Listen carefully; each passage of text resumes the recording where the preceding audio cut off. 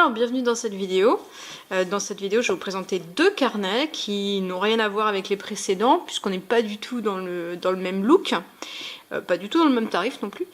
Et ces deux carnets, donc on a un A6 et un A5 pour faire simple, même si c'est pas le nom qu'ils ont exactement.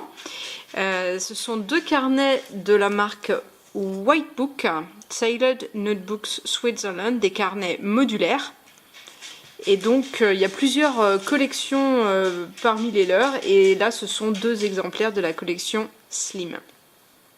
Alors, une des raisons pour laquelle je me suis intéressée à cette marque de carnet Whitebooks, c'est d'abord qu'ils proposent une offre dans des cuirs ou des tissus de qualité haute couture, et la deuxième raison, c'est qu'ils emploient des personnes handicapées.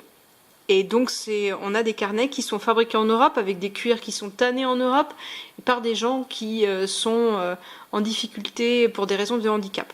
Et comme moi je suis également concernée par le handicap, eh bien c'est quelque chose qui me touche particulièrement. L'accès à l'emploi est difficile pour ces personnes, donc c'est un point qui me paraît important. Alors, on a deux couleurs, contrairement à l'impression que ça peut donner, celui-ci n'est pas un noir, c'est un marron. Et on va commencer d'abord par le plus petit. Celui-ci, c'est le A6, donc c'est un café au lait. Alors pour avoir le détail précis, parce qu'ils ont des petits noms compliqués, j'ai tout bien marqué. Alors, donc il s'agit du numéro 9, Whitebook Slim, en 14 par 10,5 cm, donc le A6. Vos Prestige Soft Cut Café au lait, le S209 SX, puisqu'ils ont pour leur taille des codes comme ça, SX, ML, etc., qui sont pas très lisibles, mais en fait ça correspond grosso modo à A6, A5, A4, etc. Donc ils font du très grand format également. Voilà, et au niveau du cuir, on a quelque chose qui est effectivement café au lait. Alors il faut savoir que ces carnets coûtent assez cher, ils sont aussi faits dans des cuirs haute couture, donc ceci expliquant cela. Donc en termes de coloris, on va se rapprocher ici des coloris de chez Hermès, voilà, pour ceux qui souhaiteraient accessoiriser éventuellement. Et donc on a un cuir qui est pas brillant du tout, très mat, qui est assez souple, mais qui est doublé par une couverture cartonnée à l'intérieur, donc qui va perdre un petit peu à ce niveau-là en souplesse, mais donc qui est quand même quelque chose de très souple. Voilà, je sais pas si ma caméra va accepter. Ah, elle essaye de régler, elle essaye, va-t-elle y arriver? Allez, montre-nous le grain du cuir. Non? Non? Ah, voilà, on commence à l'apercevoir là sur la droite. On voit que c'est un cuir grainé, effectivement, où on voit pas mal de textures apparaître. Alors, leurs carnets, ils sont modulaires. C'est le principe qu'on trouve dans le Traveler's Notebook classique. Et on va regarder un petit peu ce qu'ils proposent. Donc on a un petit élastique qui tient, mais comme on voit, ça tient très bien tout seul en fait. L'élastique, c'est vraiment si on veut le blinder, mettre des choses en plus et que ça tienne dedans. En dessous, donc on a, hop là, il est en train de s'enlever là, deux petits marque-pages en soie, un gris, un noir. À l'intérieur, on va avoir le petit porte-crayon avec le nom de la marque. Vas-y, t'es pas coopératif toi aujourd'hui. Bref, on voit en gris, en tissu réflexif avec la lumière des phares de voiture par exemple. Whitebook Tailored Notebooks Switzerland. Et donc ça c'est extensible et donc ça permet de mettre des petits comme des gros crayons. Ici un porte-carte avec une petite fente ici qui sert à mettre une carte SD, éventuellement une petite carte mémoire, qui est très discrète. Et ce carton là c'est un carton spécial. Je me suis demandé au départ si c'était du plastique, alors je leur ai demandé, ils m'ont dit non c'est bien un carton mais d'une qualité assez élevée qui fait qu'il va durer dans le temps. Et à l'arrière, on a un petit porte-document. Voilà. Et le nom de la marque, donc il vient du nom de leur petit carnet, les Whitebook. Et c'est une agréable surprise dans ces carnets. Le papier est de très belle qualité. Alors, on a ici le Victor. Victor, c'est le carnet ligné avec une doublure intérieure blanc et là violet. Et donc on va avoir ici un carnet qui tient. Donc le petit il arrive avec deux carnets. Voilà, on a la bande élastique qui est un élastique ordinaire. Là-dessus, alors petit point particulier également, les fermetures des élastiques sont dans le dos à l'intérieur, impossible de les changer. Donc il faudra faire appel à quelqu'un pour le faire. Et alors on ne le verra pratiquement pas parce que c'est absolument invisible, mais on a des micro-perforations sur chaque page. Donc toutes les pages de ce carnet sont entièrement détachables, elles se détachent même très bien. Au niveau, mais c'est quasiment invisible. Hein. Au niveau de l'écriture, on voit sur ce test d'écriture, on n'a absolument aucun phénomène de dispersion, l'encre est très bien prise. C'est un papier all-in en finition lisse, ce qui fait que la glisse est très agréable avec un crayon, avec un stylo plume. Et on a de l'autre côté un tout petit peu de... On voit un tout petit peu l'écriture de l'autre côté, mais alors rien à traverser. C'est vraiment un papier de très belle qualité. Il est fourni également avec un carnet Ludwig, avec petit carreau allemand, et alors tout petit carreau partout. Et on a également au centre un troisième élastique, donc il peut techniquement accueillir 3 carnets, ce petit carnet. Voilà, très sympa. Et on va passer au gros, qui est évidemment ma préférence, puisque moi j'ai une grosse préférence pour le A5. Voilà, on voit là avec la lumière qu'on n'est pas sur un noir, mais c'est un chocolat très foncé, proche du noir. Au début je me suis dit tiens c'est marrant, il m'a envoyé un noir. Et non, c'est bien un marron, très classe. Alors personnellement, je trouve que ces 2 carnets, ils font très professionnel. C'est-à-dire, c'est typiquement le genre de carnet modulaire type Traveler's Notebook, mais le Traveler's Notebook, ça fait plus personnel. Ceux-là, ils font plus professionnel. On peut les utiliser au travail. Et le côté modulaire, eh bien, ici, avec 4 carnets, ça fait quand même qu'on peut les utiliser, par exemple, typiquement dans du travail par projet.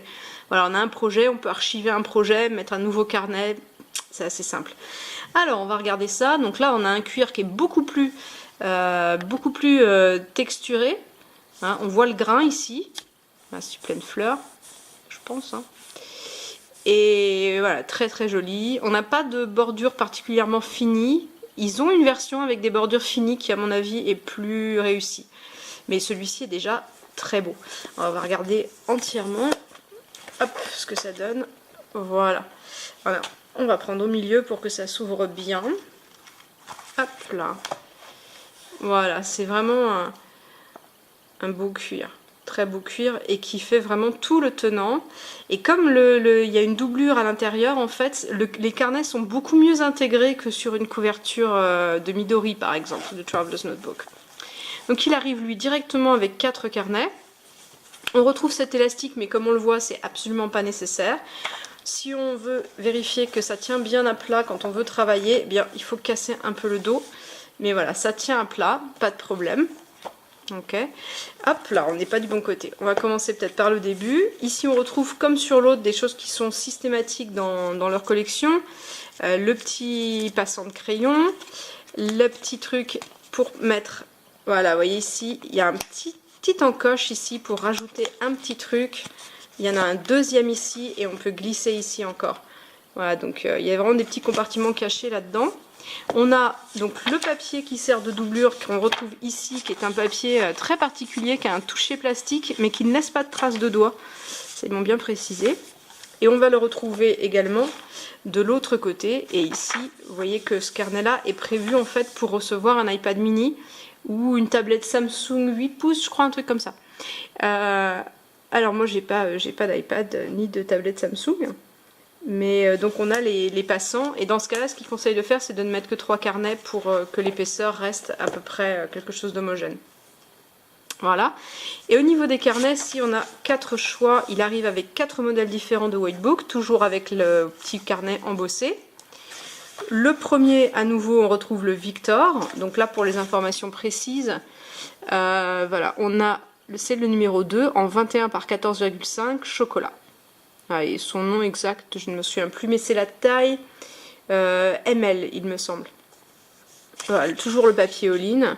Et voilà, on a le nom du coup de ce papier, c'est ce qu'ils appellent ça du Curious Skin, la peau étrange. Voilà. Donc là, on retrouve le Victor qui est ligné.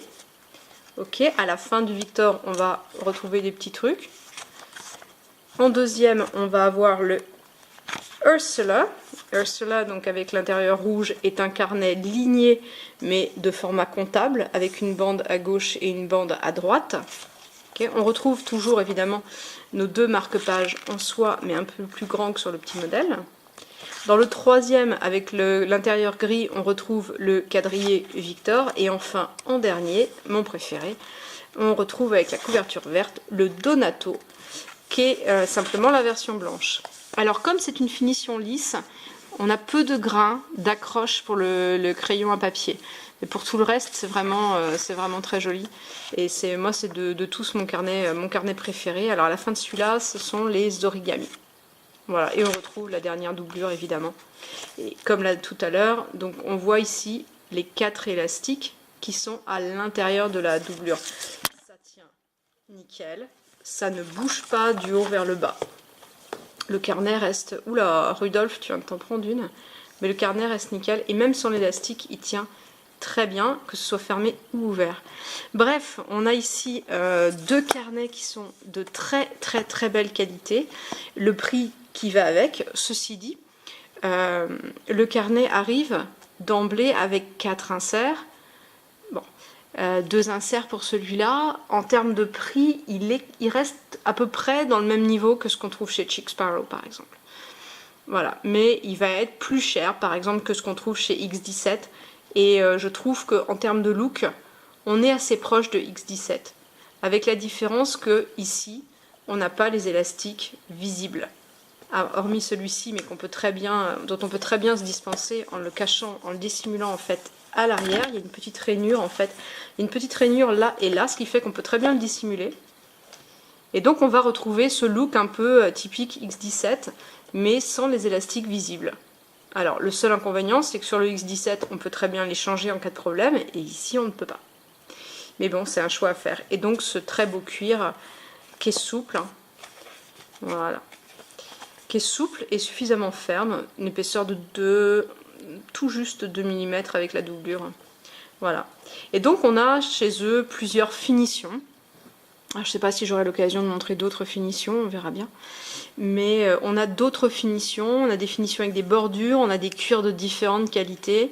Ils ont des cuirs type Vuitton également. Et ils font des formats en tissu haute couture, haut de gamme, qui sont les plus belles pièces de leur collection, qui celles-ci ne sont pas en cuir. Ben voilà, ça vous aura permis de découvrir ces deux carnets en cuir. Voilà, je vais les mettre un peu dans la lumière, c'est plus joli. Et puis on a été accompagné par Rudolf Lauren et le Père Noël et Santa qu'on s'est amusé à faire ce week-end avec mon fiston et un de ses copains. Alors ça c'est moi et ça c'est mon fiston. Et je trouve que son petit Rudolf il est bien réussi, c'est bien mignon. Voilà,